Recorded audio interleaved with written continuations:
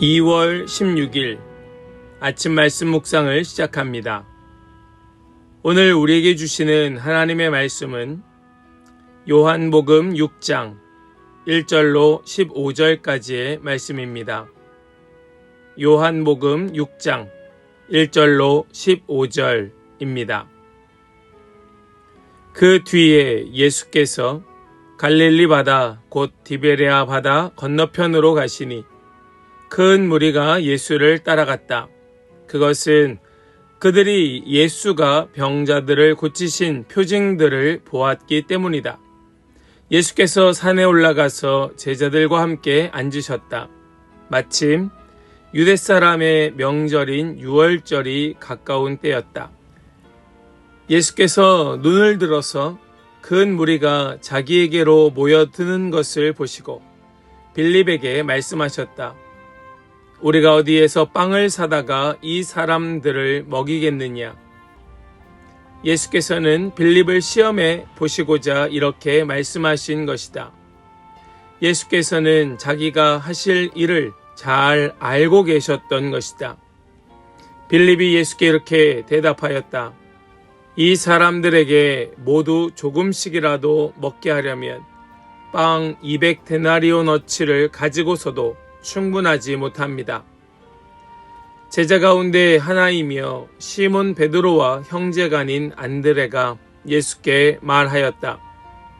여기에 보리빵 5개와 물고기 2마리를 가지고 있는 한 아이가 있습니다. 그러나 이렇게 많은 사람에게 그것이 무슨 소용이 있겠습니까? 예수께서는 사람들을 앉게 하여라 하고 말씀하셨다. 그곳에는 풀이 많았다. 그래서 그들이 앉았는데 남자의 수가 5,000명쯤 되었다. 예수께서 빵을 들어서 감사를 드리신 다음에 앉은 사람들에게 나누어 주시고 물고기도 그와 같이 해서 그들이 원하는 대로 주셨다. 그들이 배불리 먹은 뒤에 예수께서 제자들에게 이렇게 말씀하셨다. 남은 부스러기를 다 모으고 조금도 버리지 말아라. 그래서 보리빵 5덩이에서 먹고 남은 부스러기를 모으니 12강주리에 가득 찼다. 사람들은 예수께서 행하신 표징을 보고 이 분은 참으로 세상에 오시기로 된 그 예언자이다 하고 말하였다. 예수께서는 사람들이 와서 억지로 자기를 모셔다가 왕으로 삼으려고 한다는 것을 아시고 혼자서 다시 산으로 물러가셨다. 아멘. 살아계신 하나님의 말씀입니다. 아멘. 할렐루야. 오늘도 우리와 함께 하시며 우리에게 말씀 주시는 주님을 찬양합니다. 우리 주시는 말씀 붙들고 우리의 부족함 위에 손을 얹으시는 주님과 함께 동행하는 그런 놀라운 은혜가 우리 모두에게 있기를 간절히 소망합니다. 오늘 말씀은 2가지의 시선이 등장을 하고 있습니다. 하나는 제자들의 시선이요, 하나는 예수님의 시선입니다. 물론 항상 우리가 보는 눈과 주님 보시는 눈이 다르지만 오늘 말씀에서는 특별히 눈에 띄게 그 차이가 느껴지고 있습니다. 상황은 동일하지만 바라보는 관점이 전혀 다른 것이죠. 믿음은 상황의 크기를 줄이는 것이 아니라 하나님의 능력을 바라보는 시선을 회복하는 것이 믿음인 줄 믿습니다. 오늘 말씀을 보면 예수님께서는 그곳에 모여있는 사람들을 보시고 빌립에게 물으시는 장면으로 그 본문이 시작이 됩니다. 우리 5절과 6절 말씀을 함께 보겠습니다. 예수께서 눈을 들어서 큰 무리가 자기에게로 모여드는 것을 보시고 빌립에게 말씀하셨다. 우리가 어디에서 빵을 사다가 이 사람들을 먹이겠느냐? 예수께서는 빌립을 시험해 보시고자 이렇게 말씀하신 것이었다. 예수께서는 자기가 하실 일을 잘 알고 계셨던 것이다. 아멘. 예수님께서 빌립을 시험하시고자 이렇게 물으시지요. 그런데 예수님의 이 말씀, 예수님의 이 질문을 우리가 곡해해서는 안 될 겁니다. 예수님께서는 이 빌립을 시험해 보시고자 하였다는 것은 빌립 자신의 믿음의 위치를 파악하게끔 하시기 위함이었던 것이죠. 예수님이 몰라서 물으신 것이 아니고 예수님께서 그를 판단하시고자 물으신 것이 아니라 예수님께서 물으신 까닭은 빌립 그 자신이 깨달으라고 물으셨던 겁니다. 빌립은 철저히 계산적인 사람이었던 것이죠. 200데나리온이라도 그들을 다 먹이기에는 부족할 겁니다. 이것이 빌립이 보는 시선, 그의 눈이었습니다. 어쩌면 우리도 이와 같은 눈을 가지고 있을지도 모릅니다. 어떤 상황 가운데, 어떤 문제 가운데 철저하게 계산하는 것이죠. 이건 이렇게 하면 되고 저건 저렇게 하면 되고 이거는 이것이고 저것은 저것이고 아주 논리적으로 계산하고 또 자원과 통계를 가지고 그것을 분석해냅니다. 그런데 예수님께서는 그 사건을 통하여서 그 일들 통하여서 그 자신으로 하여금 깨닫게 하시죠. 그래서 빌립을 시험해 보시고자 말씀하신 다음에 제자 가운데 하나인 안드레가 예수님께로 가까이 다가와 이야기합니다. 우리 8절과 9절의 말씀을 보겠습니다.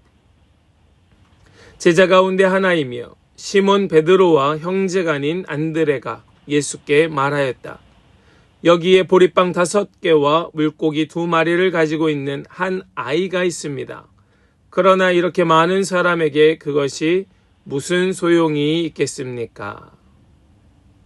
지금 여기 말씀을 보니까 빌립은 철저히 계산적인 시선으로 그들을 먹일 수 없다는 판단으로 예수님께 이야기할 때에 제자 가운데 하나인 안드레는 여기 보리빵 5개와 물고기 2마리가 있습니다. 이게 소용이 있겠습니까?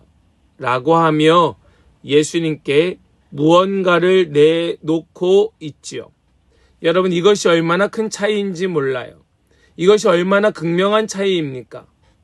분명히 빌립도 그들을 다 먹이기에 부족하다는 것을 알았고 안드레도 그들을 다 먹일 수 없다는 사실을 알고 있습니다.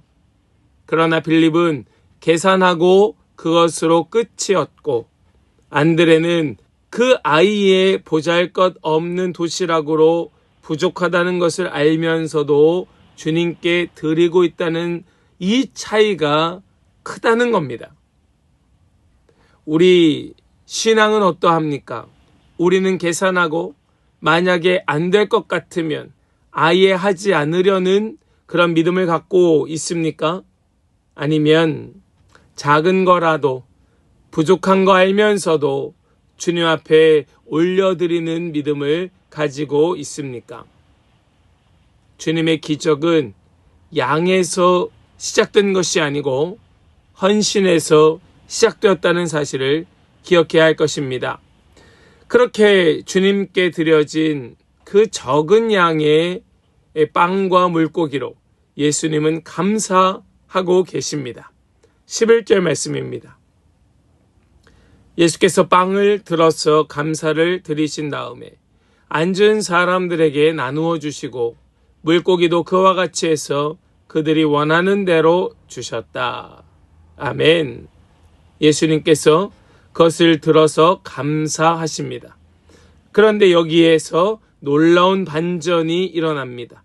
아직 나누어지지도 않았고 충분하지도 않은데 먼저 감사하고 나누어 주셨다라는 겁니다.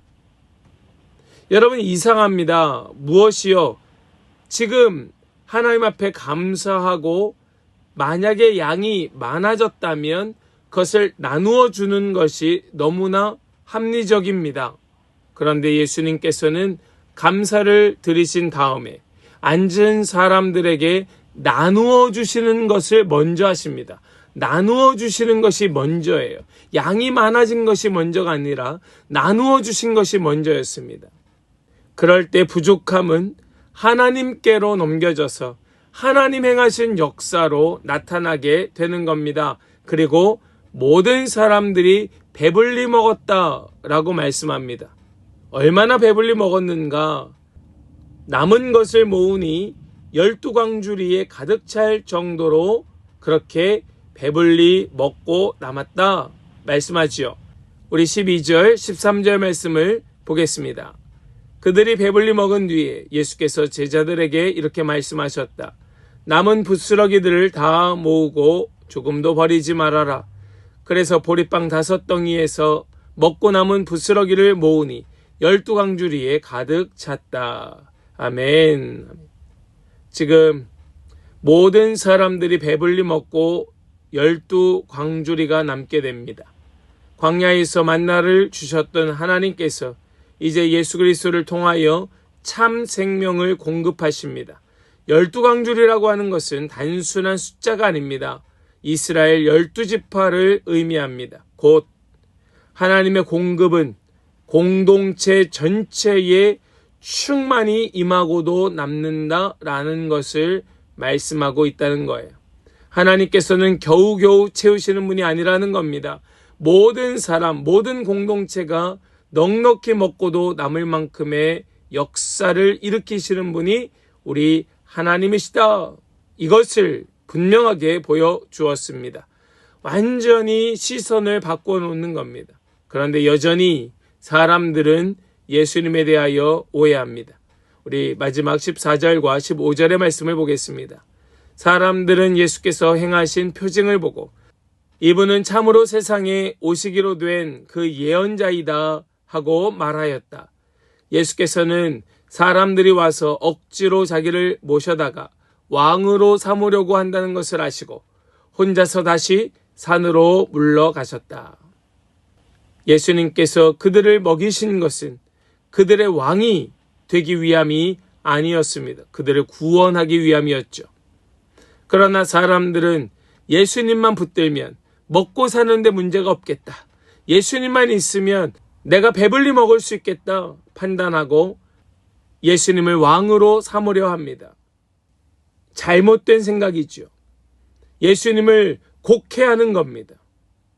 사랑하는 여러분, 예수님은 그런 분이 아닙니다. 예수님은 우리의 죄와 죽음의 문제를 해결하시는 왕이지 우리의 배를 채워주시는 왕이 아닌 겁니다. 여전히 예수님을 찾고 구하며 그저 배를 채우려 하는 사람들이 여전히 우리 가운데 있는데 그것은 예수님을 곡해하는 겁니다.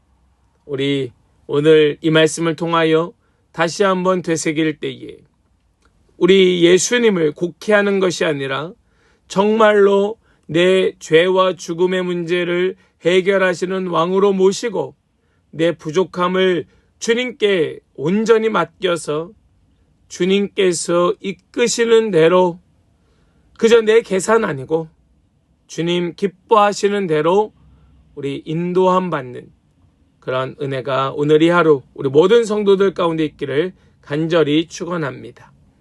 아멘. 우리 이제 함께 조금 더 깊은 묵상으로 나아가길 원합니다. 나는 문제 앞에서 먼저 계산하고 있는가? 아니면 맡기고 있는가? 내 손에 있는 작은 것이라도 주님의 손에 올려 놓았는가? 아직 충분하지 않은 상황 속에서도 감사할 수 있는가? 나는 예수님을 편리한 왕으로 만들고 있지는 않은가? 우리 이 중에 한두 가지라도 우리 붙들고 더 깊은 묵상으로 함께 나아가길 원합니다. 함께 묵상으로 나아가겠습니다.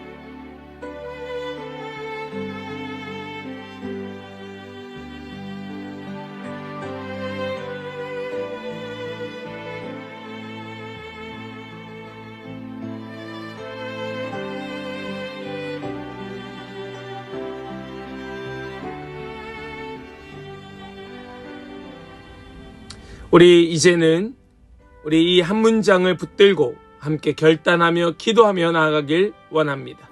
주님, 오늘 제 손에 있는 것이 작고 부족할지라도 계산하지 아니하고 주님 손에 올려 드리겠습니다. 주님께서 우리의 마음을 아시고 또 우리에게 말씀하실 때에 우리의 시선으로 바라보는 것이 아니라 주님 원하시는 시선으로 바라보게 하여 주시옵소서. 우리 소망하며 결단하며 함께 기도하며 나아가겠습니다. 기도하겠습니다.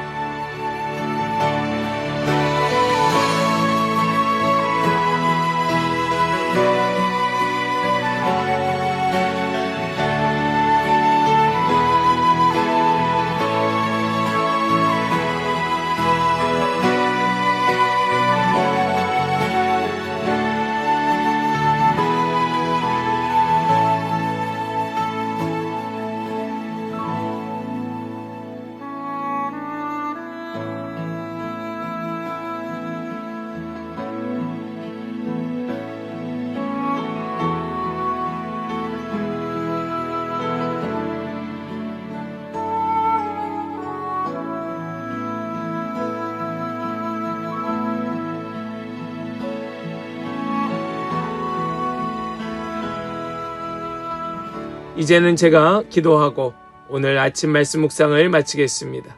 함께 기도하겠습니다. 주님 감사합니다. 오늘도 우리에게 말씀 주셔서 그 말씀을 가지고 우리 자신을 살펴보고 또 우리의 시선을 돌리게 하여 주시니 감사합니다.